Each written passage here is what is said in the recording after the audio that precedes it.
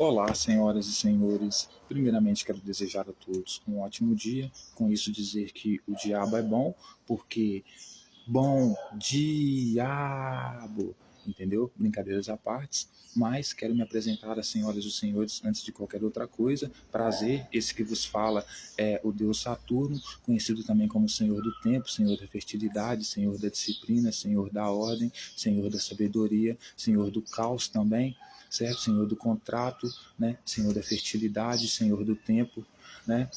Senhor da Jurisdição, certo? E também quero me apresentar, senhoras e senhores, como Satanás, como o diabo, como a antiga serpente, certo? E, com tudo isso, dizer que nenhuma dessas figuras existem, que são tudo abstrações, figuras de linguagem, né? Nada disso existe, nem os deuses, nem o diabo, nada disso existe, certo? Mas por que eu estou encarnando esses personagens, então? Porque Satanás, eu quero me colocar, né, como Satanás, né, porque eu quero me colocar como o regime dos céus, contra o reino dos céus, contra as leis de Yahvé, as leis de Moisés, certo? Eu poderia dizer assim, eu sou contra Jesus e o reino dos céus que Jesus traz. Segundo ele, é o mesmo que Moisés, que ele defende a mesma coisa, etc. e tal. Então, se Jesus defende as leis de Moisés, eu sou contra a lei de Moisés, sou contra o reino dos céus que Jesus defende. Então, por isso, eu sou Satanás, eu sou o opositor, eu sou o adversário, eu sou contra. Então, nesse sentido, eu sou, por ser uma questão jurídica e estar, né, encarnando a sabedoria de Saturno, né, e lidando com a questão jurídica judaica, nesse sentido, entre aspas, então eu poderia ser como o que Jesus chamaria na época dele de quê? Satanás. E quem era Satanás para Jesus? Eram os fariseus, né, da época de Jesus, que eram justamente o quê? Pró-Roma, né? Então não éramos tão adoradores do reino dos céus, das leis de Moisés, ou do que Jesus propunha nesse sentido, né? E hoje eu quero convidar as senhoras e os senhores, aproveitar que é Dia dos Pais, né, a continuar a nossa análise, reflexão e leitura sobre os textos bíblicos, né? Lembrar as senhoras e os senhores, convidar e lembrar as senhoras e os senhores, convidar as senhoras e os senhores a dar continuidade junto comigo nessa leitura, análise e reflexão dos textos bíblicos, e ao mesmo tempo lembrar que estamos completamente comprometidos com a verdade, com a lealdade, com a honestidade, com o único propósito e objetivo de procurar entender o que o autor quis dizer, sem acrescentar ou tirar nenhuma vírgula. Por quê? Porque nós não somos patrocinados, nós somos leitores, estudiosos independentes que vamos fazer análises mais científica, mais racional e mais independente possível, porque a gente não serve a nenhum interesse a não ser os nossos mesmos interesses, que são a procura pela verdade, a verdade no sentido de procurar entender ou chegar mais perto possível de entender o que o autor disse, dos textos bíblicos disse, principalmente dos evangelhos, a respeito de Jesus, e não procurar interpretações já feitas, já convencionais, né, já tradicionais, no sentido de que são patrocinadas, servem a um propósito, a um interesse, como da Igreja Católica, por exemplo, né, que é uma igreja romana, né, que defende os interesses de transformar Jesus com uma figura que foi morto como bandido, como terrorista pelo Império Romano e pelos judeus em um herói, né, criando várias alegorias dentro do texto, basicamente mudando completamente o texto, o que o texto diz, as narrativas, etc. e tal. Então, eu estou propondo aqui uma leitura que seja completamente diferente daquela que você aprendeu na igreja, nos cursos de teologia, sei lá onde você foi. E aproveitando que hoje é os dias dos pais, eu queria falar sobre um pai muito importante que todos conhecem, que é o pai de Jesus, da Bíblia, José. Muitos conhecem o pai de Jesus da Bíblia, José. Conhece o pai do qual ele veio em nome dele, que pode ser Yahvé, né? Pode ser também Davi, né? Ou seja, Jesus queria representar uma hierarquia dos deuses, né? E eu sou contra esses deuses, eu não sou a favor, eu não ando, eu não concordo, eu não acordo com esses deuses que Jesus servia ou pregava. E aqui, né, Deus aqui é uma posição política também, né, ideológica também, né, é um regime, né, normalmente. Então, hoje eu quero falar sobre José, no Dia dos Pais. Será que José, pai de Jesus, era corno? Será que a mulher dele traiu ele ao fazer Jesus, ao ter Jesus? E uma outra pergunta é, será que Maria era uma mulher adúltera? Será que Maria adulterou? Se formos olhar pela lógica, né, judaica, Maria era uma adúltera. Porque adúltera é o quê? A mulher que tem relações sexuais com outro homem fora do casamento. E a maior comprovação que você tem relação sexual com o outro fora do casamento é o quê? O surgimento de um filho. Maria teve um filho fora do casamento. Na lei judaica, isso configura ela como uma mulher adúltera? Porque a lei judaica diz que se você tiver relação sexual com uma mulher virgem, Maria diz que era virgem, você tem que fazer o quê? Se casar com ela. E se você não se casar, então é adultério, então você pecou, você cometeu abominação. Isso na lei dos judeus, se é a lei que Jesus defendia, que era a lei de Moisés também. Será que pessoas sabiam que a mãe de Jesus era adúltera e ao ver Jesus dizer que era o rei, o santo, o cara, ao conhecer o passado da mãe dele, de José, talvez dissesse que ele era enganador, porque ao mesmo tempo que dizia que vinha trazer a lei, ele mesmo era fruto de adultério, então por isso era visto como enganador? Será que isso escapou? As pessoas descobriram que pode ser que Maria seja uma adúltera? Então, eu quero trazer essa reflexão hoje dentro dos textos bíblicos, com embasamento nos textos bíblicos, né? Então, veja bem, o Evangelho segundo Lucas, no capítulo 1, no versículo 26, vai falar, né, a respeito do nascimento de Jesus. É predito o nascimento de Jesus, é onde Maria recebe a informação do nascimento de Jesus. Então, aqui começa toda essa questão a respeito da nossa reflexão. Aqui é o ponto de partida da nossa reflexão sobre se Jesus é filho de resultado de um adultério, sobre se José era um corno, traído, e se Maria era uma adúltera ou não. Se formos seguir a lógica de Jesus, né, então Maria não era adúltera. Por quê? Porque a mesma lei que Jesus defendia, que diz que defendia que não mudava nenhum isso, não a lei, que dizia que não podia trabalhar no sábado, né? Quando os fariseus veem ele trabalhando no sábado e perguntam para ele, o que ele fala? Ele fala que ele é o Senhor do sábado, ele está acima do sábado, né? Então, assim, dando a entender que ele, mais os deles, os escolhidos dele, né, podiam quebrar a lei quando quisesse, mas os outros não. Agora, se for seguir essa lógica aqui, então Maria não cometeu um adultério porque por ela ser mãe de Jesus, então, o escolhido, então ela pode cometer vários adultérios e pecado, ela e os dela, quando eles quiserem. Só submissos a eles que não. Mas enfim, vamos ver como o texto se desenvolve, certo? Então, Lucas 1, capítulo 26, predito o nascimento de Jesus, começa dizendo assim: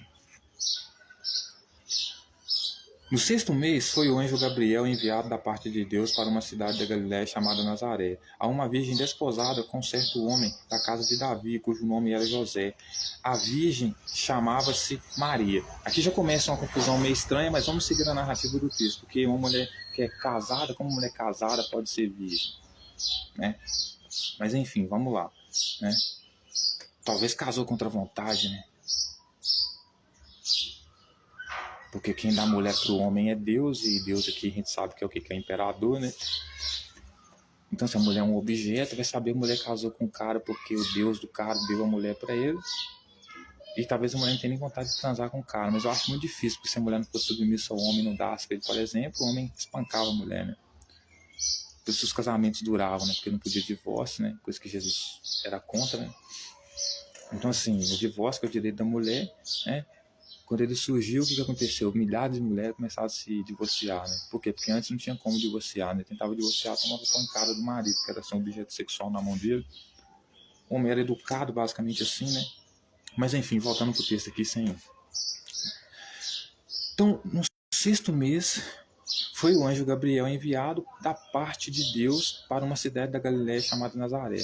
E lembra, a gente tem que lembrar aqui que o céu aqui, senhoras e senhores, deixar muito claro isso aqui, o céu aqui é uma representação, uma projeção da corte judaica. Então, quando você fala do céu aqui, é como se você estivesse falando do palácio dos deuses, ou seja, do rei, né, dos fariseus, daqueles da alta corte ali, entende? E o anjo, por exemplo, era um oficial de justiça, pode ser um soldado, né? Então, desce um soldado, né, chamado Gabriel, enviado da parte de Deus, né, para Nazaré, lá na Galiléia, lá. E lá tinha uma virgem desposada, ou seja, uma virgem que era casada, né, com certo homem da casa de Davi, né, ou seja, a casa de Davi aqui é de Judá, né, basicamente, que da casa de Davi, do reino de Judá, então do reino dos céus, né, que é o que? A mesma questão da lei de Moisés aqui, etc e tal, que defendia a lei de Moisés, cuja o nome era José e a virgem se chamava Maria. Entretanto, e entrando o anjo onde ela estava, disse: Alegra-te, muito favorecida, o Senhor é contigo. Então, o anjo desce da corte, esse oficial de justiça desce da corte e fala, entra na casa de Maria, essa mulher que é virgem, mas casada, e diz para ela: ó, você é privilegiada aqui, você é abençoada, né? E o Senhor é contigo, né? Então, o Senhor quem? O rei, né? Porque aqui é o rei, né? Filho de Deus é o rei, portanto o rei é o imperador, né? Por quê? Porque quem pode dar poder para o rei é o imperador, quem coloca o rei lá é o imperador, né? Então, por isso que o livro de Enoque, que é um livro apócrifo, ele vai dizer o quê? Que os filhos dos céus desceram e tiveram relações com as filhas dos homens e nasceram-lhes gigantes. Preste atenção nisso porque muita gente entende isso errado. Como eu disse que o céu é a projeção da corte judaica, né? É uma representação da corte judaica. Quando o texto diz que os filhos do céu, ou seja, os filhos do reino, o filho do rei, desce e tem relações sexuais com a filha dos homens, ou seja, com a filha dos camponeses, e nascem gigantes, gigantes são homens de poder, né, de autoridade, etc e tal, está basicamente se referindo à história de Jesus também. Porque aparece um anjo na casa de Maria, ou seja, filho da corte, uma pessoa, né, filho da Suprema Corte, filho do rei, né, que resolve ter relação sexual com uma mulher, filha de camponês ou com algum camponês. Você vê direto a história de escravidão, filho do patrão, que aqui está no lugar de rei, no céu também, que tem o quê? Espanca e tem relações sexuais, até tem filhos com quem? Com os escravos, né? E esses escravos, por nascerem, saberem de quem são filhos, ou descobrirem de quem são filhos, muitas vezes se tornam o quê? Gigantes. Por quê? Porque se tornam conhecidos, né? Então, pode ser provável que Jesus seja filho de algum cidadão, certo? Que seja, como é que pode dizer? Que faça parte da corte judaica no sentido de fazer parte do reino dos céus, dos reis, etc. e tal. E quem era esse? O Espírito Santo, né? Mas aí a gente vai continuar, né? Então Jesus também não é diferente dos outros, né? Jesus, o que ele é? Ele é um personagem, né? Que o autor basicamente diz o quê? Ele ficava naquela loucura doida dele ali, por quê? Dizendo que era filho de Deus ali, porque talvez, né, ele sabia que o pai dele, né, tinha alguma relação, o pai dele verdadeiro, né, que era o Espírito Santo, tinha alguma relação com a corte, né? Por isso ele chamava o templo de Jerusalém a casa do pai dele, porque ele achava que era dono, né?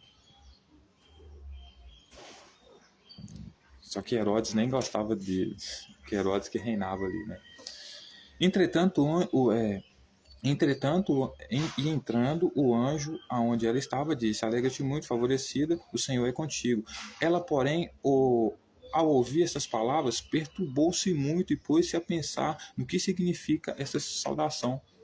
Então ela falou que saudação, começou a se preocupar, que tipo de saudação era aquela.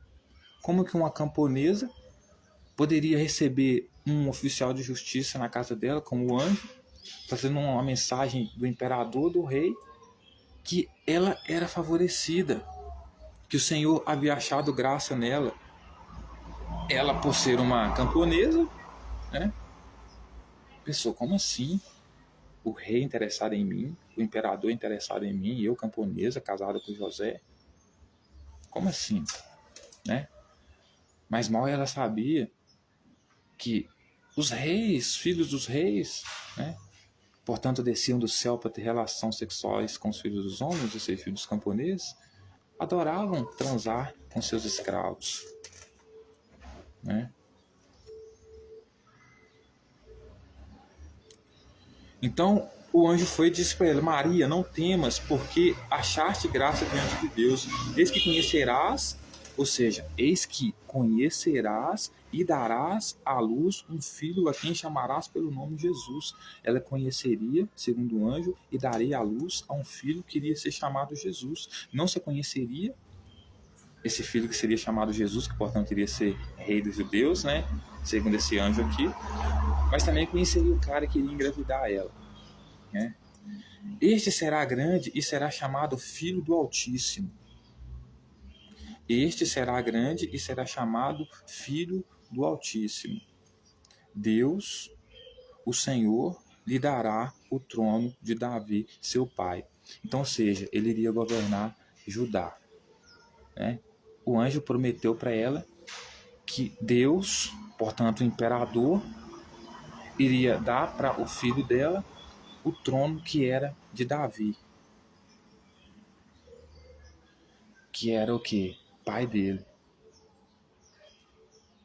Colocando como se Jesus agora fosse se tornar descendência de Davi, porque o fato do Espírito Santo ser também da parte do reino dos céus, está engravidando ela, né, ia fazer com que ela tivesse um filho que fosse herdar, né, o trono de Davi. Então, por ele ser rei, para você ser rei, você precisa ser príncipe, ele teria que ser filho de Davi, considerado filho de Davi, então, certo? No caso, ele teria que ser considerado filho de Herodes também, né, se quisesse governar pela parte romana, né? Ele reinará para sempre sobre a casa de Jacó, e seu reinado não terá fim. Então disse Maria ao anjo: como será isto, pois não tenho relação com homem algum? Então Maria vai e fala que como ela pode dar um filho, luz um filho, se ela não tem relação sexual com homem algum? Ou seja, Maria, se ela tivesse relação sexual com o Espírito Santo, ela teria que se casar com ele.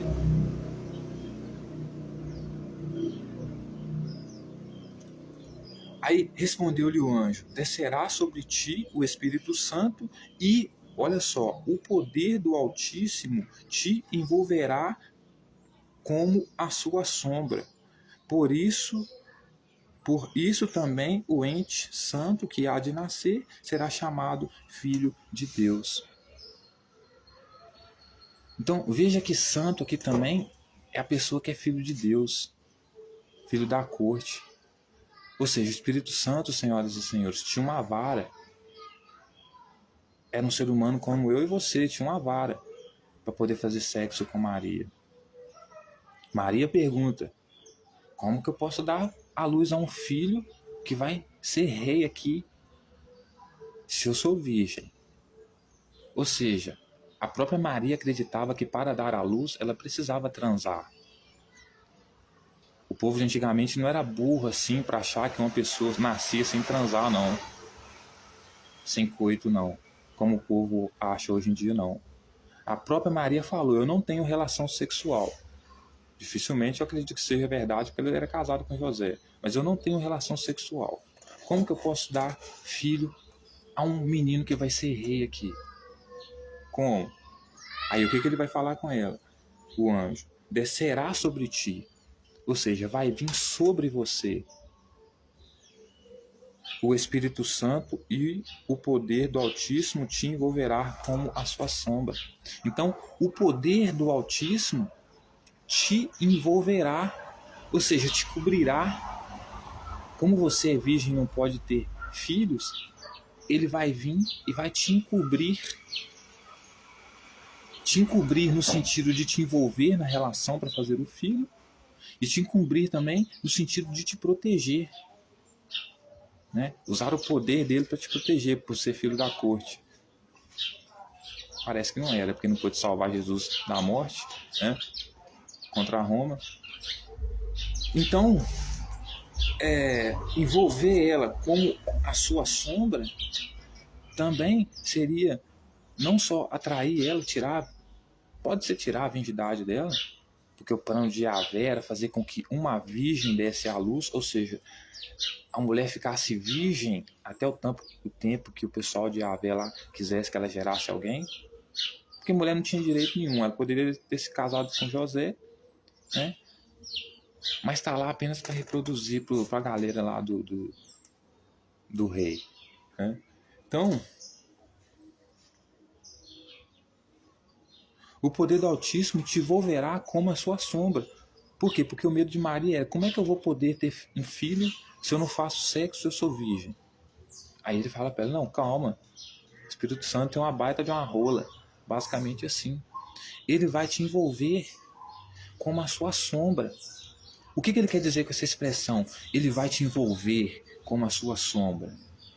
Né? O que é a sombra? A sombra, quando a sombra está perto de nós somos um só. Ela copia nossos movimentos, para onde nós vamos ela vai. E o que queria dizer a lei de Moisés? Quando você tiver relação sexual com a mulher, você vai ter que se casar com ela, por quê? Porque vocês dois vão se tornar um só. E tornar-se um só, dentro dessa metáfora, é como tornar-se a própria sombra. Então, ele vai te envolver como a sua sombra. Vocês serão um só, ou seja, vocês terão relação sexual. Aliás, é a única forma de ter filho. Ela achou que não poderia dar o filho para ele porque ela era virgem ainda. Né? E por isso também o ente santo que há de nascer, ou seja, Jesus que ia nascer, era santo, né? Porque Espírito Santo aqui é o salvo, porque Espírito é a ideia, assim, não é um Gasparzinho, não é um pum de Deus, um peido de Deus, um gás, igual todo mundo pensa que atravessa a parede, atravessa corpo, etc. Né? Como se fosse um gás que entrasse por todos os orifícios dela, todos os buracos dela. Não, não é isso. Espírito é pensamento, alma também, pensamento. Então o que é Espírito Santo? É o cara que tem o pensamento, tem dentro da cabeça dele registrado a doutrina do reino dos céus. Esse é o Espírito Santo. Pensamento salvo. Porque Espírito é pensamento e Santo é o corpo. Certo? Então corpo e Espírito e pensamento pertencentes ao reino dos céus. Isso é Espírito Santo. A pessoa que vive assim. Certo? Portanto, esse aqui também era um escravo da tropa de Yahvé lá. Né? Então, esse que há de nascer, será chamado Filho de Deus. E como eu disse para vocês, Filho de Deus aqui é o rei. Filho de Deus é o rei. Por que o povo achava que Jesus era enganador? Porque para Jesus ser rei dos judeus, literalmente, né? Isso para os que não acreditavam num profeta, de que ia nascer no meio do povo, ou seja, no meio dos mortos e surgiu um Messias. Nada disso. Para o povo sério, que conhecia as normas, a realidade, para você ser rei, você teria que ser filho do rei, pertencer a uma família que tinha reis. Jesus não pertencia a uma família que tinha reis. Tanto Maria quanto José eram camponeses, mas Maria se meteu em um adultério lá, com a tropa de Yahvé lá, e acabou gerando um filho dos céus, ou seja, um filho da corte. Mas o povo achava que ele era enganador e não reconhecia ele, por quê? Porque ele não era rei. Pelo menos os que não sabiam que Maria tinha adulterado, né? Ah, não tem como ele ser rei aqui. Primeiro que ele não é filho de Herodes. Nenhum imperador conhece ele.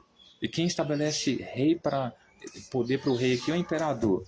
Assim como o imperador, né, deu poder para Herodes. Então, para ele ser filho de Deus, ou Herodes, sendo imperador, o próprio Deus, né, nesse sentido, dava o poder para ele, reino para ele, ou ele já nascesse filho de algum rei já de para herdar, né?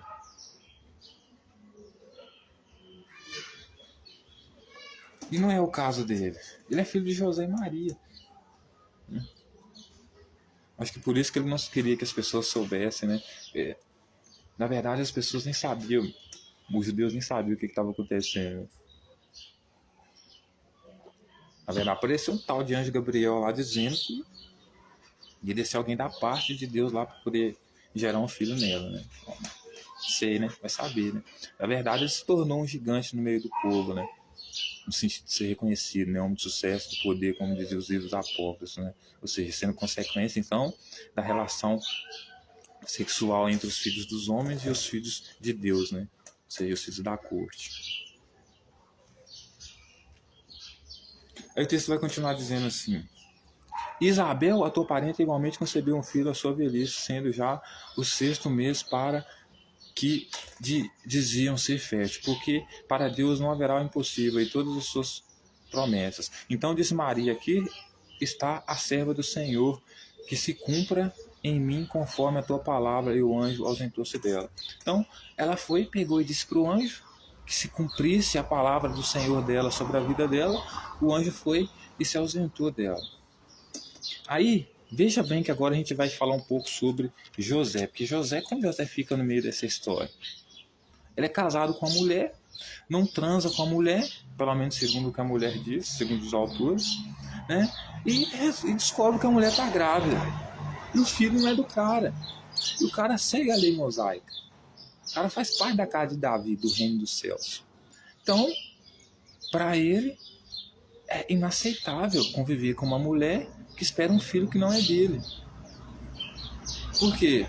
Porque a lei que ele segue, a lei de Moisés, se um homem tiver relação sexual com uma mulher, deve se casar com ela. Certo? Então vamos lá. Mateus capítulo 1, versículo 18. O nascimento de Jesus Cristo. Ora, o nascimento de Jesus Cristo foi assim: estando Maria, sua mãe, desposada com José, sem que tivessem antes coabitado, achou-se grávida pelo Espírito Santo. Ora, o nascimento de Jesus foi assim: estando Maria desposada, ou seja, casada com José, sem que tivessem coabitado, ou seja, ela casou com José, os dois ainda não tinham feito sexo. Ou seja, será que José foi traído antes mesmo de poder viver a sua lua de mel? E Yahvé já fez ele um corno? A tropa de Yahvé? Vamos ver, né? Então, o nascimento de Jesus foi assim, né? Estando Maria, a sua mãe desposada, casada com José, né? Sem que tivesse antes coabitado, achou-se grávida pelo Espírito Santo.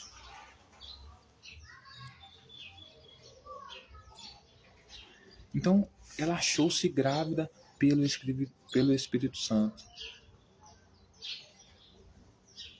Foi pelo Espírito Santo que ela achou-se grávida. Ou seja, José e as outras pessoas que tiveram acesso a ela, pelo menos tinham informação que ela estava achando-se grávida, estava sendo achada grávida pelo Espírito Santo. Mas José, seu esposo, o texto vai continuar dizendo, sendo justo e não a querendo infamar, resolveu deixá-la secretamente. Então, José, sendo um homem justo, não querendo infamar ela, porque ele conhecia a lei, né? E o que a lei mandava? Se um homem engravidar uma mulher, ele tem que se casar com ela. No caso de Maria, como ela já era grávida, já era casada com ele deveria o quê? Apedrejar ela por adultério, né? Então, José era um homem justo, porque isso é justo no reino dos céus. Porque aprova a matança de mulheres adúlteras, de homossexuais, de criança desobediente aos pais. Todo mundo é apedrejado, morre todo mundo. Né? Isso são as leis de Moisés. E, né, José era um homem justo. Ele era assim. Né? Então, ele não querendo infamar Maria, resolveu deixar ela secretamente. José resolveu picar a mula. Né? Enquanto ponderava nessas coisas, ou seja, ele estava pensando nessas coisas, em picar a mula, pensava assim, não, mano, acho que eu vou picar a mula aí, vou sair secretamente, sem ninguém saber, porque se eu falo que Maria está grávida aqui, o pessoal vai perguntar se o filho é meu. Se eu falo que o filho é do Espírito Santo, o pessoal vai matar eu e ela. Então eu vou sair secretamente, vou cair fora. Então o texto vai dizer que ele ficava ponderando essas coisas, e deixar ela secretamente. Enquanto ponderava nessas coisas, eis que lhe apareceu em sonho um anjo do Senhor, dizendo: José, filho de Davi, não temas receber Maria, tua mulher, porque o que nela habita foi gerado. O que nela foi gerado é do Espírito Santo. Então, Jesus era filho de quem? De José ou do Espírito Santo? Do Espírito Santo. E como você gera um filho humano, que era o que Jesus era, com relação sexual? E uma relação sexual fora do casamento, na lei judaica é o quê? Adultério. Maria, por gerar Jesus, né, com o Espírito Santo, mesmo que seja da parte de Deus, ela comete adultério? Tecnicamente, sim. A lei não é para todos, né? Não, no reino de Jesus não, é só para o povo. Eles fazem o que querem, né? Então, o anjo pede para que, aparecendo para José em sonho, ou seja, José pensou tanto naquele trem, que apareceu um anjo em sonho para ele lá, né? Alguém que pertencia à corte judaica lá. Era um anjo do Senhor dizendo: José, filho de Davi, não temas receber Maria. Não temos receber essa mulher aí que está recebendo o filho de outro cara aí não, tá? Porque a tua mulher,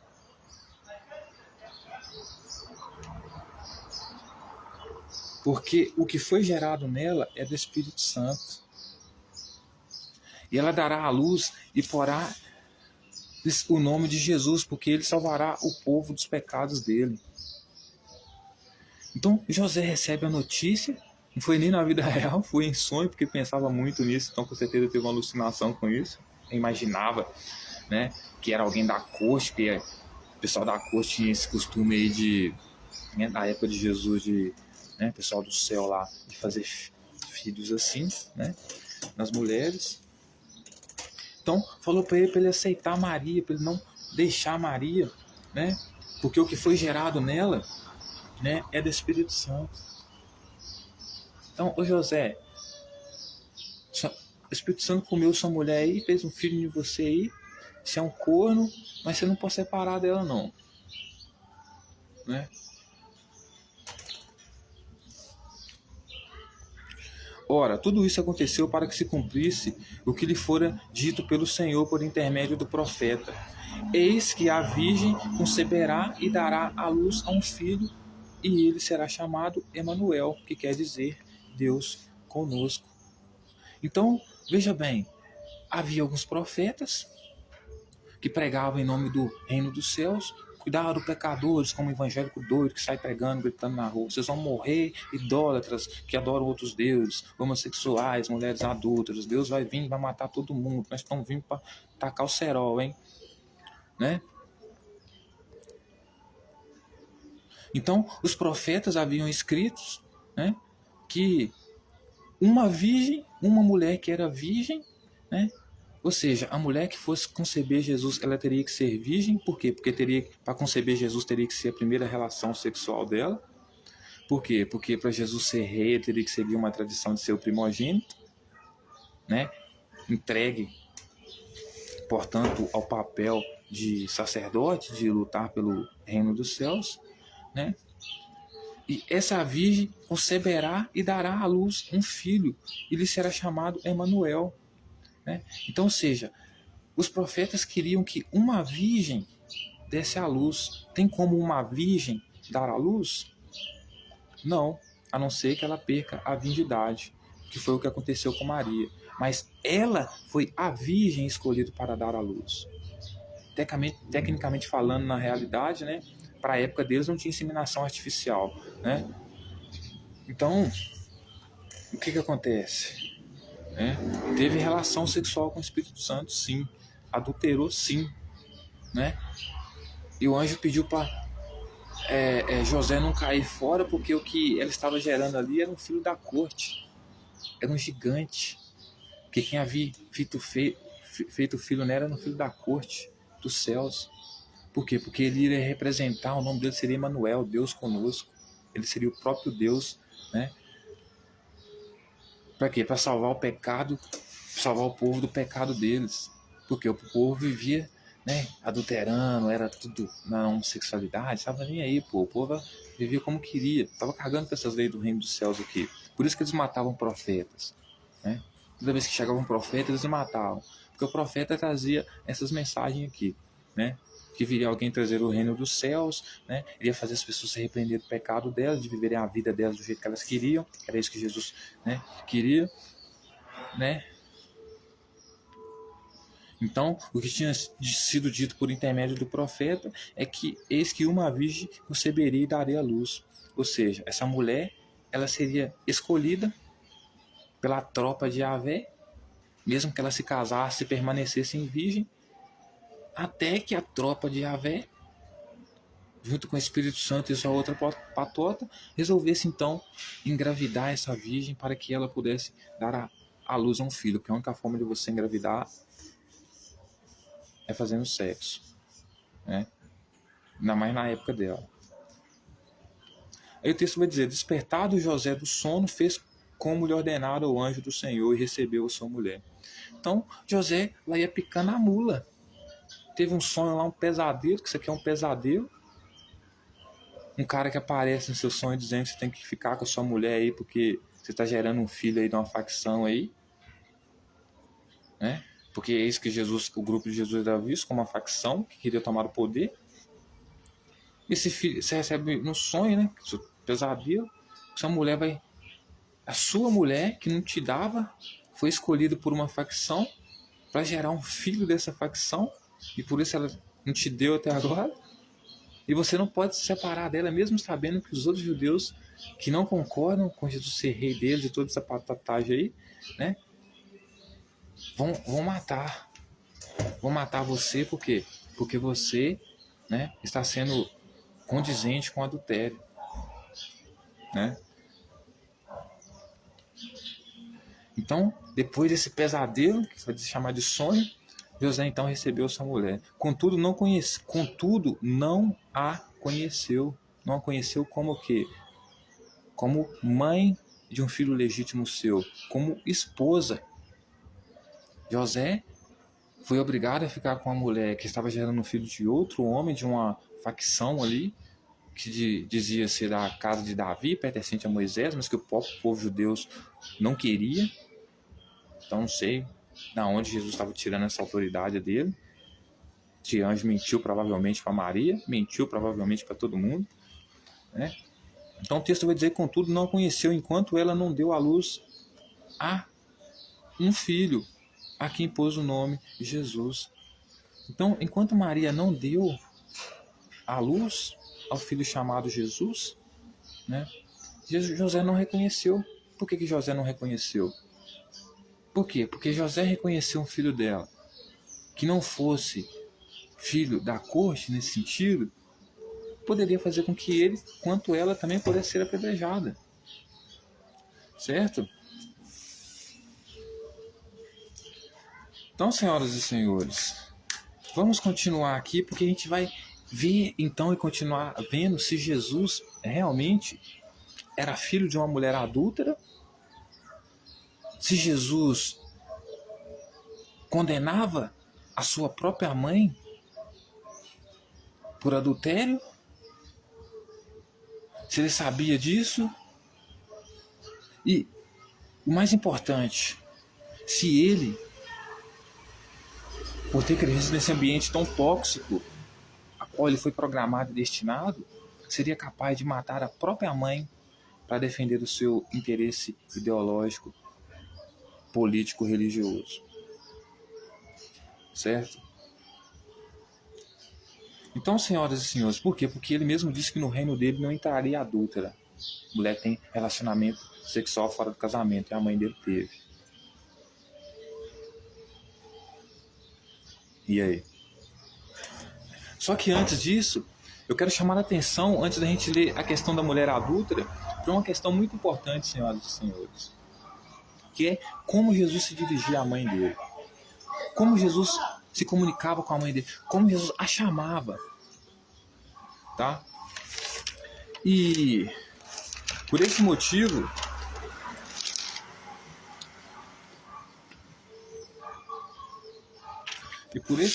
senhoras e senhores,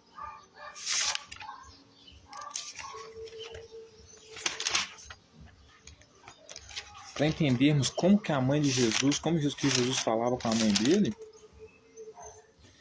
a gente vai vir lá para as bordas da Galileia, né? Que é quando ele multiplica quando ele transforma a água em vinho, o texto nos mostra como Jesus falava com a mãe dele em vários cenários. Como a mãe dele precisava dele, quando ele estava prestes a morrer, como ele chamava a mãe dele. Ele chamava Maria, mulher, né? Todos já sabem que é mulher, né? Mas vamos deixar isso claro aqui, embasado no texto, né? Então Jesus estava multiplicando, né? Lá na Galileia, transformando em vinho, né? A água lá na Galileia lá, e você sabe a metáfora que isso quer dizer lá no capítulo 2 lá, né? Aí vai dizer no capítulo 4 assim, ó. Versículo 3, versículo 4, capítulo 2 de João. Vai dizer assim, ó. Tendo acabado o vinho, a mãe de Jesus lhe disse: eles não têm mais vinho. Mas Jesus lhe disse: mulher, o que tenho eu contigo ainda não é chegada a minha hora.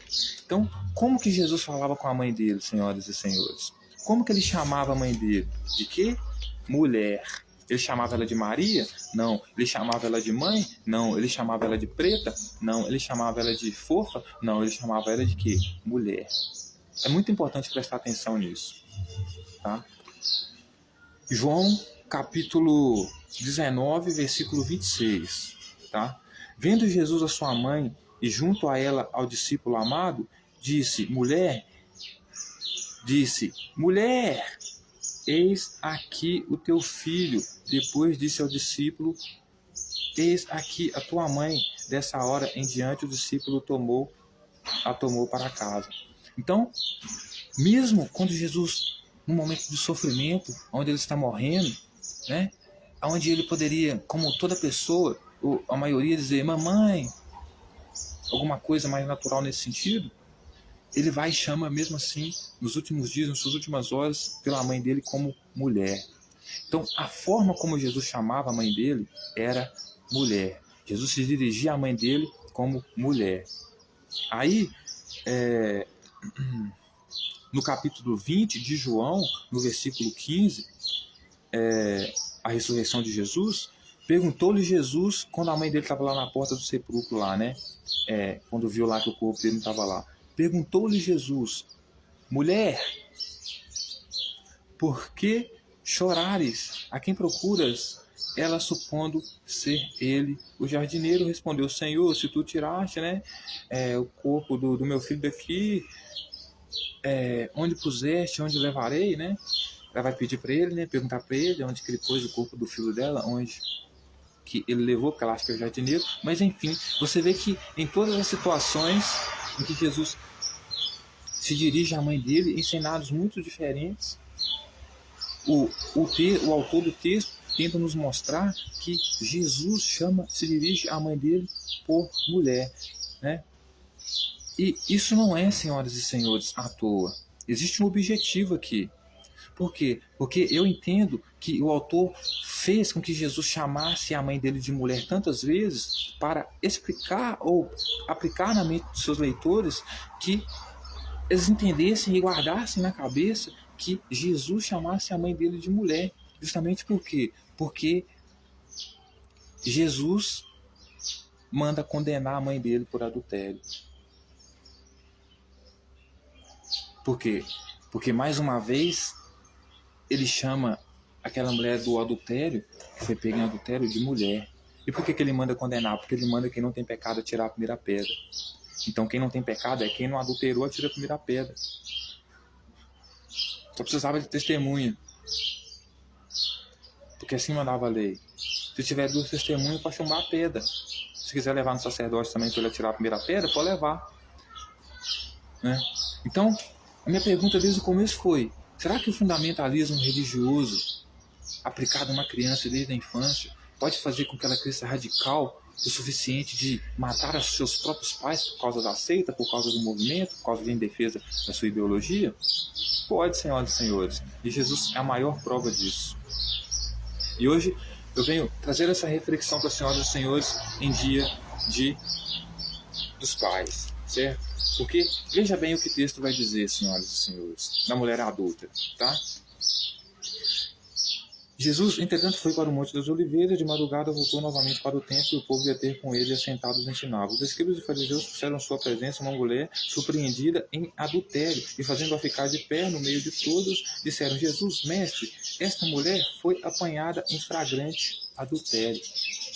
Então, os discípulos haviam pegado uma mulher em flagrante adultério, até onde a gente entendeu que Maria poderia adulterar facilmente, poderia ser a mãe de Jesus. Né? Então, os fariseus trazem uma mulher para Jesus que foi pega e surpreendida em adultério, certo? Pega e surpreendida em adultério, fazendo ela ficar de pé no meio de todos. Disseram: Jesus, mestre, essa mulher foi apanhada em flagrante adultério. Ou seja, ela foi pega em flagrante. Né? E na lei de Moisés, na lei mandou Moisés que tais mulheres sejam apedrejadas, tudo pois o que dizes. Isso diziam, né, eles tentando-o para terem o que acusar, mas Jesus, inclinando-se, escrevia na terra. Como insistissem na pergunta, Jesus levantou e lhe disse: aquele que dentre vós estiver sem pecado, seja o primeiro que lhe atire a pedra. E tornando a inclinar-se, inclinou-se a escrever no chão. Mas, ouvindo eles essa resposta de acusados pela própria consciência, foram se retirando um, a começar pelos mais velhos até os últimos, ficando só Jesus e a mulher no meio onde estava. Erguendo-se Jesus e não vendo a ninguém mais além da mulher, perguntou-lhe: mulher? Ô Tielão, mas ele não poderia estar falando com qualquer pessoa desconhecida? Mulher, senhora? Sim. Mas você precisa entender que as narrativas, todas elas giram em torno de Jesus, a falar em falar sobre um personagem específico. O que isso significa, Tielão? Que o fato de o autor ter colocado Jesus como uma pessoa que chama a mãe dele de mulher o tempo todo, deixando entender que o próprio José sabia que Maria tinha adulterado, tanto que não queria, né, relação com ela, queria cair fora, né? Isso significa o quê? Que o próprio autor está gerando toda uma narrativa, todo um cenário, para depois dizer que pode ser que provavelmente, embora ele não jogue no ventilador, aquela mulher adúltera do qual Jesus mandou apedrejar aquele que não tivesse pecado, pudesse ser sua própria mãe. Certo? Porque talvez Maria fosse, e eu acredito que fosse, adúltera. Certo? Porque transou pela primeira vez também e acabou, né, gente? Tá ligado, né? Conheceu como é bom, né? Então veja bem que interessante, senhoras e senhores, né? Veja bem que interessante, né? Os fariseus trazem para Jesus uma mulher perto dele e falam que essa mulher foi pega em flagrante adultério e a lei de Moisés manda apedrejar. O que Jesus diz que eles têm que fazer? Né? Jesus meio que não quer responder. Se Jesus realmente seguisse a lei, senhoras e senhores, veja que o texto diz que Jesus, ao ser perguntado, fingiu que não sabia, que não estava sendo perguntado. O que significa dizer isso? Significa dizer que Jesus não queria aplicar aquela lei em alguém por algum motivo. Tentava disfarçar para não dar resposta. Por quê? Porque provavelmente podia ser a mãe dele, que era quem ele chamava mais de mulher, certo? E isso o envergonharia também na frente de todos, né?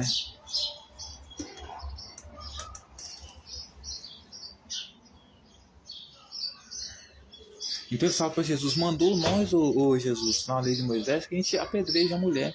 Né? É interessante você entender que a própria mulher, senhoras e senhores, não disse para Jesus que eles não a condenaram. Eles não precisavam salvar ela por causa de Jesus, até porque eles não viam Jesus como mestre. Só queria que Jesus... Né? Aí o texto vai dizer que eles saíram com a consciência pesada. Mas por que eles saíram com a consciência pesada? Porque Jesus não salvou a própria mãe. Por isso que ele disse que...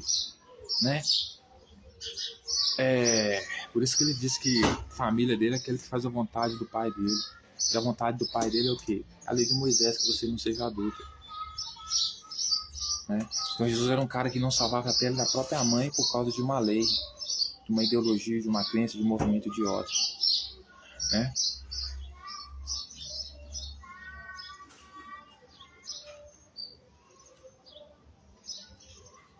Porque se eles quisessem apedrejar aquela mulher, eles não precisavam levar ela até Jesus. O próprio texto diz que se uma mulher, a lei de Moisés diz que se uma mulher, eu acho que lá em Levítico, Deuteronômio, não sei, se uma mulher for pego em flagrante adultério, se tiver duas testemunhas ali que viu, e ali o texto vai dizer que eram fariseus que estavam ali, eles podem apedrejar. Né? Então, se eles quisessem realmente apedrejar aquela mulher, eles tinham apedrejado, ela não precisava da opinião de Jesus. Né? Mas eu creio que eles não poderiam fazer isso, por quê? Porque quem governava ali agora, né, era Herodes, então tinha que pedir autorização para Roma, e Herodes servia os interesses romanos. Né? Matar homossexual nem pensar ali, meu querido. Roma tem culto a Saturno, né? Tem uma pornografia danada. Enfim. Então, ou seja, o texto faz questão de dizer que Jesus não queria, né, fingiu ao ser perguntado o que deveria fazer com a mulher, segundo a lei que ele mesmo dizia que... Porque se ele defendia a lei e dizia, como ele mesmo disse, que não veio para mudar nenhuma vírgula, né, que veio para cumprir a lei, ele deveria matar o quê? A mulher adúltera, certo? Mas por que ele não respondeu imediatamente? Fingiu que não estava ouvindo, né? Porque ele mesmo disse que tinha vontade, não tinha nem vontade de comer, né? Que a fome que ele tinha de fazer a vontade do pai dele, fazer a vontade do pai dele e trazer o reino do céu, essas leis aí, né? Então, assim, como ele era o cara mais envolvente na lei e queria trazer o reino dos céus, ele deveria ser o primeiro a tirar a pedra da mulher. Mas por que ele não tirou, já que aquela mulher tinha sido pego em flagrante? Porque o texto faz questão de dizer que ele fingiu que não estava ouvindo, como se não quisesse dar ordem. Por que não queria dar ordem? Porque se tratava de alguém especial para ele. Certo? Porque ele mesmo disse que no reino que ele traz não entra adúlteros, certo? E essa mulher aí foi pego em flagrante, justamente a mulher que no final ele chama de mulher, que provavelmente pode ser a mãe dele, justamente que o próprio texto diz que ela mesma adulterou, porque isso que ela fez com o Espírito Santo foi adultério, entende? Mesmo que seja para Deus, não interessa. Tem uma lei lá que não pode roubar. O cara que criou a lei diz para você roubar. Ele quebrou a lei. E daí? Quebrou a lei. Certo?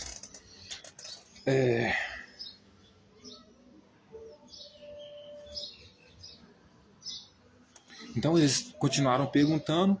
Como insistisse na pergunta, Jesus levantou e lhe disse: aquele que dentre vós estiver sem pecado, seja o primeiro a tirar a primeira pedra.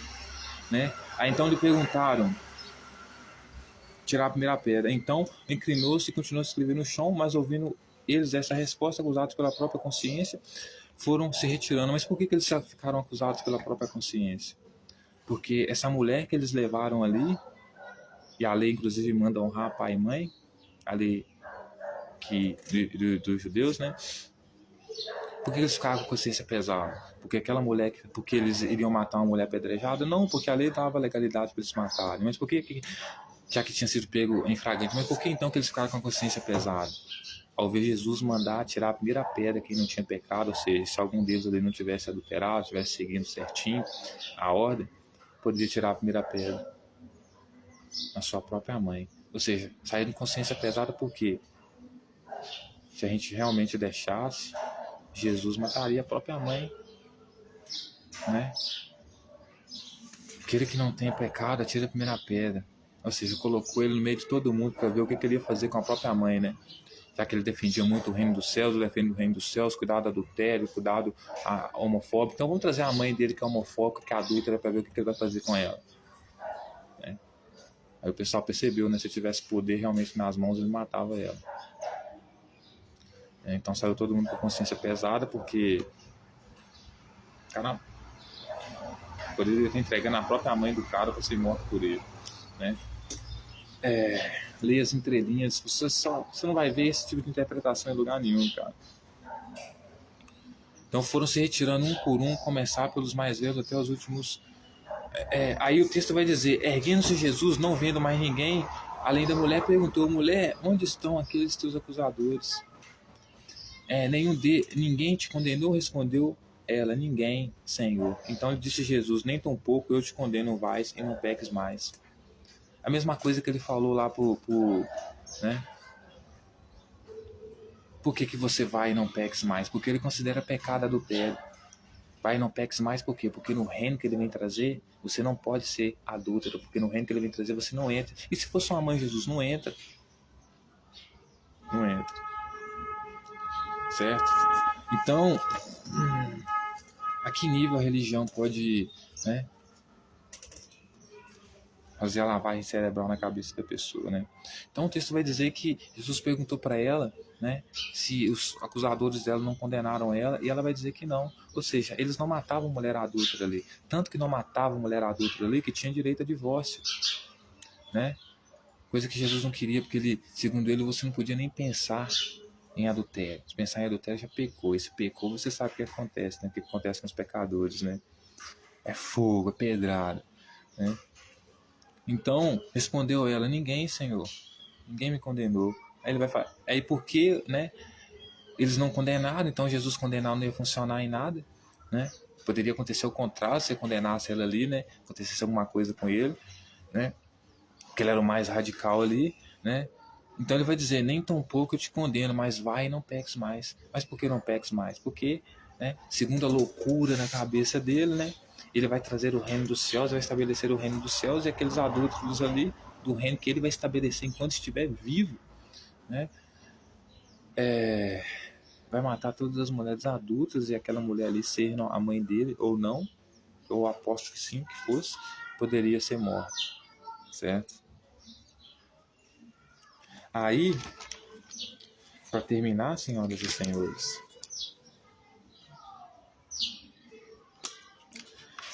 Jesus estava lá em Jerusalém, né? Estava lá em João, lá no capítulo 8, no capítulo 18, Jesus no Getsemane, né? Aí tá lá no capítulo 19, aí vai dizer no capítulo 19, no versículo 26, né? Vendo Jesus, porque estava ensinando lá os judeus, né?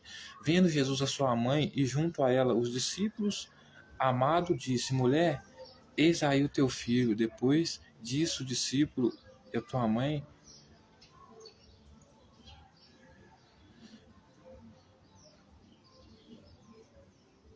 Não, desculpa, gente, estou lendo aqui o capítulo errado, que não é isso que eu vou ler, não.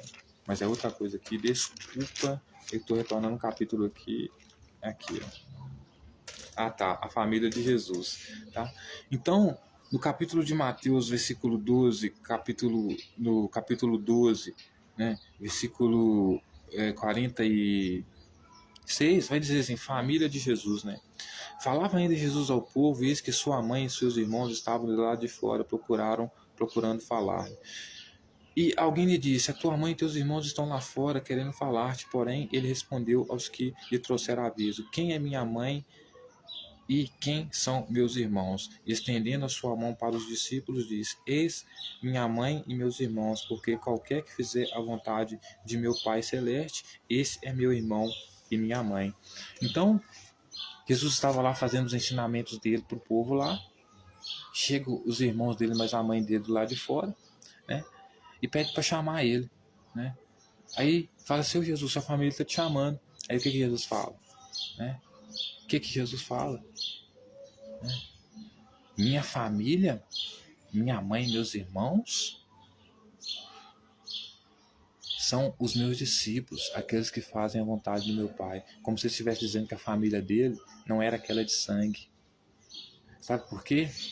Porque o próprio texto vai dizer que quando Jesus disse que era o pão da vida, que as pessoas precisavam dele para viver, etc e tal, se achando bambambam, gostosão, faz tudo, cara, que ninguém vive sem ele, né?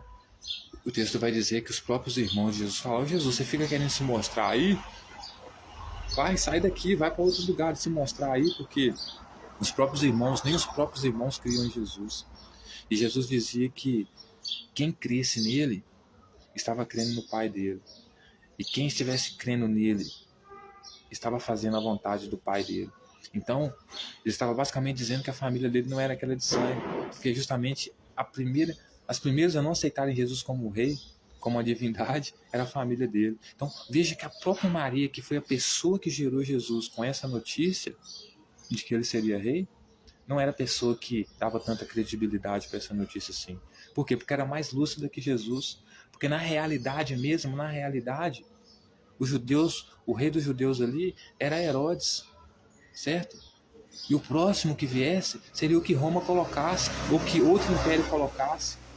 Mas esses judeus mais radicais, que defendiam o reino dos céus, como Jesus, como Davi e todos os outros, já havia acabado. Todos foram mortos, expulsos, mortos. Então não havia uma chance de Jesus ser rei ali. Ia ter que negociar com Roma. E Jesus ia negociar com Roma com quem? Com um exército de 144 mil virgens que ele tinha, cujo João diz que ele é uma besta, né? Porque João diz que a besta obriga pobres e ricos a seguirem ele. Jesus fez isso. Obrigou os pobres e pequeninos a seguirem ele, mas também obrigou um rico a seguir ele. E quem que era esse rico? Era João, porque depois ele vai dizer que na morte de Jesus, um discípulo rico de Jesus, chamado João, pediu o corpo de Jesus para Pilatos. Então, ele era a besta, né? Quem impedia de comprar e vender, né? Se não tivesse a marca da besta, ou a marca, ou adorasse a besta, ou a imagem da besta, né? Era Jesus, porque se você não adorasse ele ou a imagem do pai dele, você não poderia comprar e vender, né? Por quê? Porque ele, né, que impediu as pessoas de comprar e vender dentro do templo. Então ele era a besta, né? Quem marcou as pessoas, quem era a besta que marcou seus seguidores com a marca na cabeça ou na testa, né? Na fronte assim ou na testa? Foi Jesus. E quem eram esses? Os 144 mil que seguiam ele. Então Jesus era uma besta, né? No sentido de ser ignorante, irracional, bobo, idiota. E a mãe dele sabia disso, né? A mãe dele até gerou um filho, né? A turminha de Javé lá. Mas acreditar que ele seria rei? Negociar com Roma primeiro, né? Senão fica foda-se, né? Então, senhoras e senhores, a família de Jesus, pouco ele se importava. Ele tanto não ligava para a família dele, como ensinava que quem daqueles que seguissem ele, que amassem mais a sua própria família do que a ele, não era digno dele. E se não fosse digno dele, não era digno do pai dele. E se não era digno do pai dele, não era digno do reino que ele vinha trazer. E quem não era digno do reino que ele vinha trazer era contra ele. E quem era contra ele ia acontecer o que com ele? Iria morrer. Então, a seita de Jesus era você abandonar tudo para seguir um movimento que já estava destinado ao fracasso. Certo? Por quê? Porque eram de pessoas loucas e alucinadas, extremamente terroristas, extremamente religiosas, fundamentalistas, radicais, extremistas, né? Como é o grupo de extrema direita hoje, né, dentro da política mundial, certo? Então, Jesus, senhoras e senhores, né, veja que os cristãos são tão desinformados que eles dizem que o Jesus da Bíblia é o cara mais pró-família, né? Ele defende o direito da família, né? Quem defende isso é Satanás, pô. Os caras de esquerda, certo? socialista, nós, certo? Chamam nós de comunista, né, também. Somos nós, pô. Jesus era o cara mais contra a família que eu conheço, né? Mais contra a família que eu conheço. Então, e mais hipócrita também, né? Mais hipócrita também, né? Que veio para condenar a mulher adúltera e era fruto de adultério, né? Porque a lei de Yahvé, Senhor, de Moisés, é essa hipocrisia aí. Aquele que te chamar para seguir um outro Deus diferente daquele que vocês não conhecem, vocês falam isso para o seu irmão, pegue a pedra e mate esse sujeito apedrejado que chamou você para seguir outro Deus diferente que você não conhece de outra religião. Mas aí eles convidam outras pessoas para seguir a religião deles, ameaçando essas pessoas de matar essas pessoas ou ir para o inferno se elas não seguirem a religião deles. Aí se essas pessoas vêm matar elas, aí essas pessoas, né, são assassinas, elas são terroristas. Por quê? Porque você, na lógica de Moisés, do reino dos céus hipócrita, você pode matar outra pessoa que chama você para seguir a religião dela, né? Mas se você chama essa outra pessoa para seguir a sua religião, aí se você matar ela, você é mau. Então mal é sempre os outros, né? Então assim, a hipocrisia desse povo, né? Pró-família, a união da família, né? Mas todo mundo tem que amar mais o pastor, o papa, ou etc e tal, do que a própria família. Então, eu não vejo coerência aí, sabe?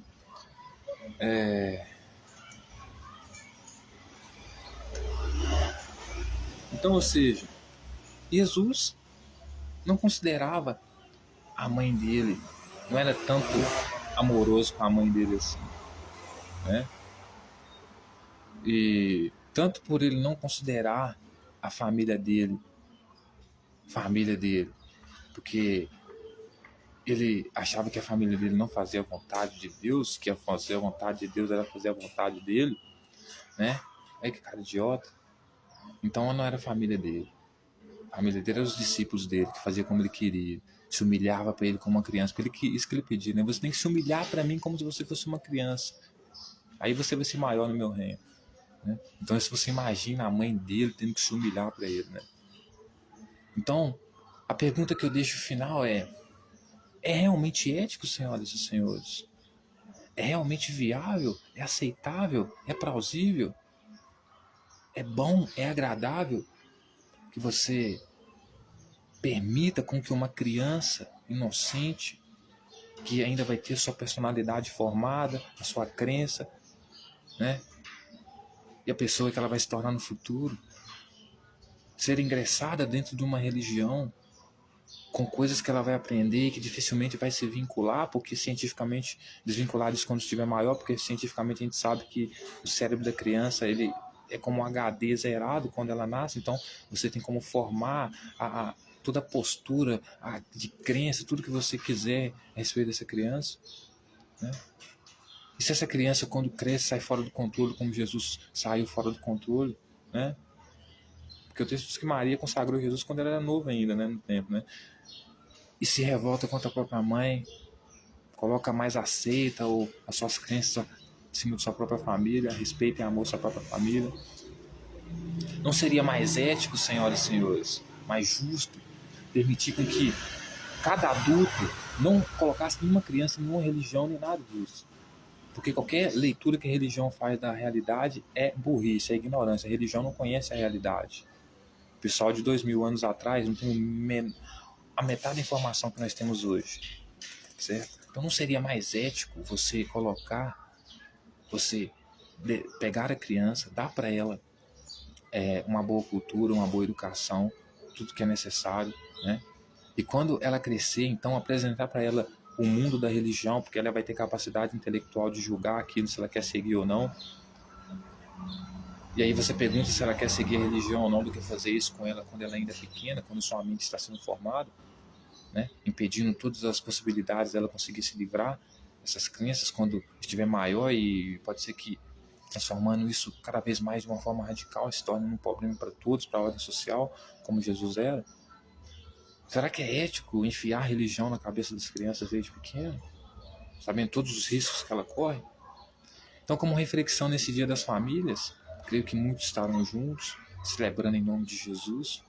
Sem nome de Jesus da Bíblia, não é coerente. Sem nome de Jesus, que também é da Bíblia, mas é da igreja, porém ressignificado, a imagem ressignificada pela igreja, transformado em herói, aí talvez sim, né, faça algum sentido. Mas tem alguém que não era nem um pouco pró-família, era o Jesus da Bíblia, né? Ele não era nem um pouco pró-família, né? Então, devido a todas as narrativas que eu vejo, me reforça mais ainda, né, acreditar que a mulher adúltera da qual ele quisia que aquele que não tivesse pecado, né? Porque se uma mulher adúltera peca e o povo pode tirar a pedra, isso significa o quê? Né? Isso significa o quê? Se uma mulher comete adultério e você tem apenas 2 testemunhas e na lei você pode tirar uma pedra, isso significa que Jesus, senhoras e senhores, né? Isso significa que se uma pessoa comete adultério, você pode atirar a pedra nela. Essa vontade de tomar café, tô com tanta vontade de tomar café, sendo meu raciocínio então ficou até um pouco lento aqui agora. Certo? Então, se você comete adultério e as pessoas que pegam você ali são testemunhas e podem atirar a primeira pedra em você, então assim eles poderiam fazer com Maria, né? Ou com a mulher que Jesus pediu para tirar a primeira pedra que não tem pecado. Jesus não salvou ela, porque ele não veio para abolir a lei manda tirar a pedra. Só que vai tirar a pedra quem não tem pecado, quem não adulterou ali, né? Eles não precisaram nem da autorização de Jesus para apedrejar aquela mulher, né? Mas toda essa narrativa que foi construída para vocês verem que Jesus realmente era muito radical, mais ainda do que Moisés.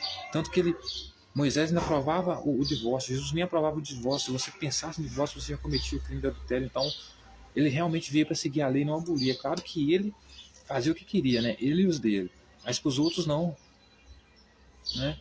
E para a família dele, que não acreditava nele, então, portanto, né, não fazia vontade do pai dele, então para eles com certeza defendia a morte por adultério, o que colabora com a hipótese de que a pergunta lá da mulher adulta lá pode ser da mãe dele, a mãe dele pode ser a mulher adulta ali, né? Mas assim, os escribas ali não condenaram ela, né? Eles não condenam uma mulher adúltera, né? Mas toda essa narrativa foi montada para mostrar que Jesus, sim, ele não veio cumprir a lei, quer dizer, ele veio cumprir a lei, não veio abolir a lei, nem mudar em uma vírgula da lei, né? Tanto que ele ama mais a vontade, a lei, do que a própria família dele. Ele é o primeiro a amar mais a seita do que a própria família. Então, se a seita tem a lei que manda matar a mulher adulta e a mãe dele for pega em um adultério, que mate a mãe dele. Aliás, aqueles que creem nele, que são 144 mil virgens, nunca fizeram sexo, né? Que são a tropa que anda com ele, né? Nunca se contaminaram com mulher. Eu acho isso ridículo, se contaminar com mulher, né? Tão misógino que o povo é, né?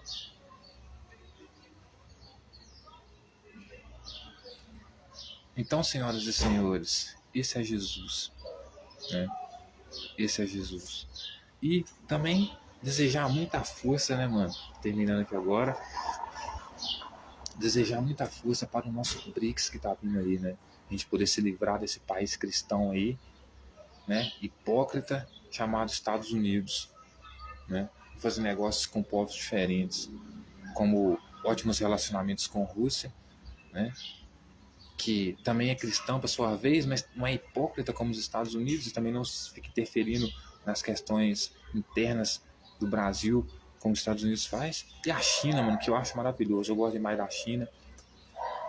Cumprimento como os chineses, porque eu também sou da época que tiro o chapéu para as mulheres, entendeu? Tiro o chapéu para os outros cidadãos, etc. Cidadãos super educados, né? Com muita cultura. Então, fico muito feliz com o BRICS, China, Brasil e, né, Rússia. Rússia entra com potência militar, China com ciências e tecnologia, educação, E Brasil com agricultura pesada, alimentando todo mundo, né? Aí nós trocamos alimentos por tecnologia, e a tecnologia e alimentos por segurança. Nós vamos formando o nosso grupo aqui de países, de potências mundiais aqui, que vamos construir um governo único mundial com socialismo, onde juntos a gente pode ajudar todos os povos menos desenvolvidos a pelo menos se desenvolverem, né? Então é um plano que já está feito, um plano há milênios, que os Estados Unidos não é que não pode fazer parte, pode até fazer parte, mas não agora no governo Trump, né? Que é louco, alucinado, né? É louco, alucinado. Então, termina essa mensagem de hoje dizendo que, provavelmente, senhoras e senhores, aquela mulher adúltera era a mãe de Jesus. E Jesus sim defendia a morte da própria mãe, caso ela fosse adúltera. Eu não faria isso, né? Mas Jesus, ele faria, né? Então, esse é o Jesus da Bíblia. Ele não é Deus, pátria e família, ele é só Deus. Pátria ele não é, né? Família também não, né? Então, termino essa mensagem no dia de hoje. Muito obrigado por tudo. Feliz Dia dos Pais, aqueles que são pais. E até mais, senhoras e senhores. Obrigado. Até mais. E é isso aí.